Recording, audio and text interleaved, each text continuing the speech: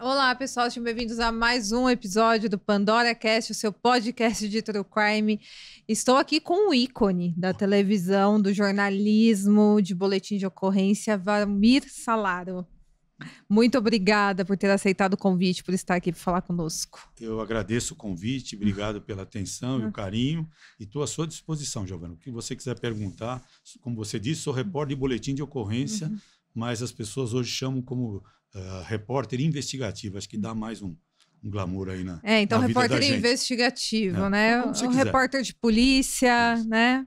O investigativo estava falando ali da diferença, né, do Tim Lopes, que ele era um repórter que entrava, né? Ele se disfarçava, não era isso? Nesse caso, se quiser a gente pode já Já falar pode. Depois eu vou voltar para o bom. início da sua Tá carreira, legal. mas a gente pode Tá. já começar. Então, o Tim Lopes foi um grande jornalista, um produtor da TV Globo, trabalhou no Fantástico, e ele fazia investigações praticamente sozinho. E as investigações que ele fazia, ele não tinha apoio nem de uma autoridade, de ninguém. Então, esse, para mim, é o exemplo do jornalista investigativo. Hoje, para eu fazer uma matéria, a maioria dos jornalistas, dos repórteres que fazem matéria, o que eles têm que fazer? Você pega um boletim de ocorrência, portanto, você tem um caso ali, e a partir daquele caso você começa a acompanhar, investigar, levantar informações, mas depois você precisa de um referendo, de uma comprovação por parte da autoridade, no caso, o delegado, ou um promotor ou um juiz. Então, essa para mim é a diferença. O jornalista investigativo é aquele que investiga por conta própria. Você tem agência, alguns grupos, né, de jornalistas que trabalham para a internet que fazem esse tipo de investigação. A agência pública é um exemplo. Investiga por conta e denuncia uma irregularidade, um caso de corrupção ou violência praticado por uma autoridade. Antes mesmo da polícia chegar no caso, Sim, então, ou até de forma paralela, né? É verdade.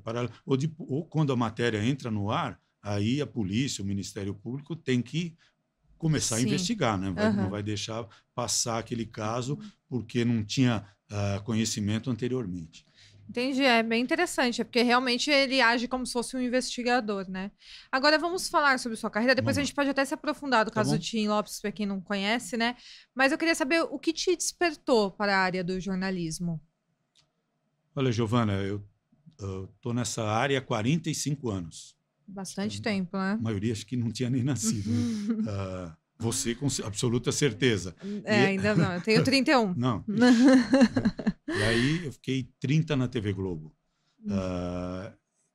Na verdade, quando você começa no jornalismo, estudei na Casper Libero, e naquela época, em 78, por aí, muitos jornalistas que já trabalhavam em redação, eles tinham que voltar para a faculdade para se formar e comprovar que eram jornalistas.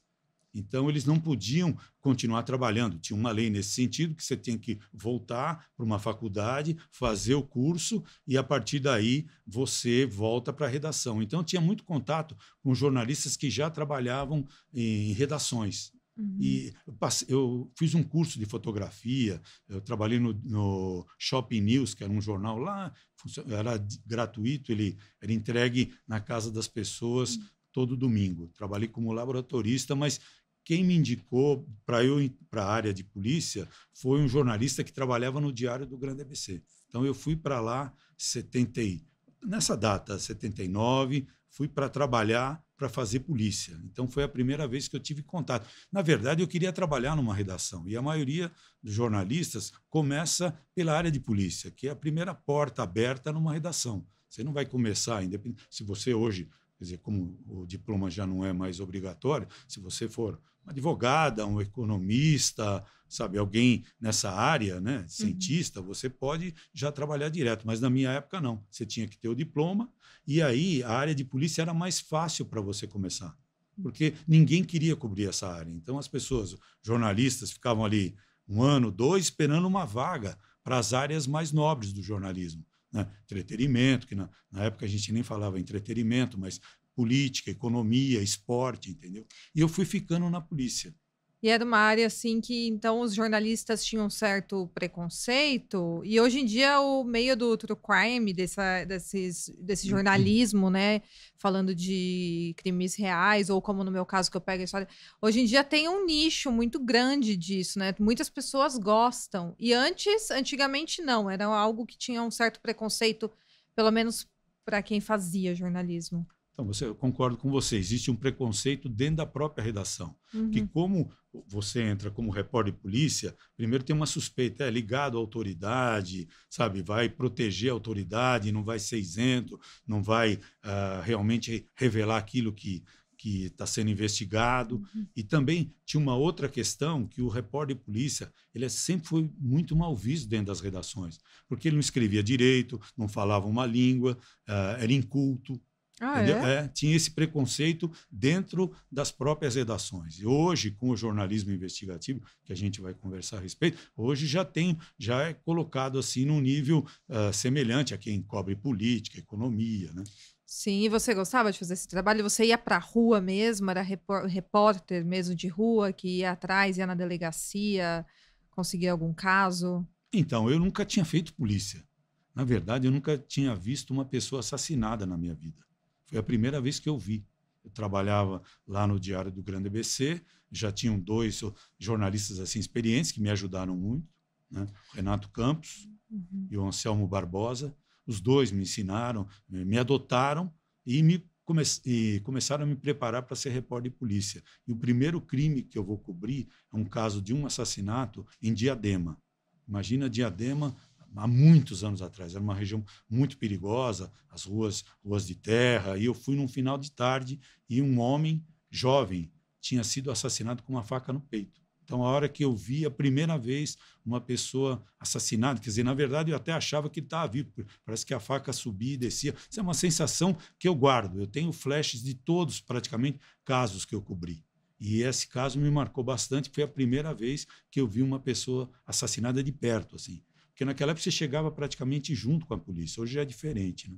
Hoje não é assim, mas o que que você, assim, o que que você sentiu assim na hora? Você se arrependeu da profissão? Te marcou de um jeito? Não, me marcou tanto. Na época eu era solteiro e Hum. eu morava com a minha mãe, com meu pai e com a minha avó. E eu acordava de madrugada aos gritos, entendeu?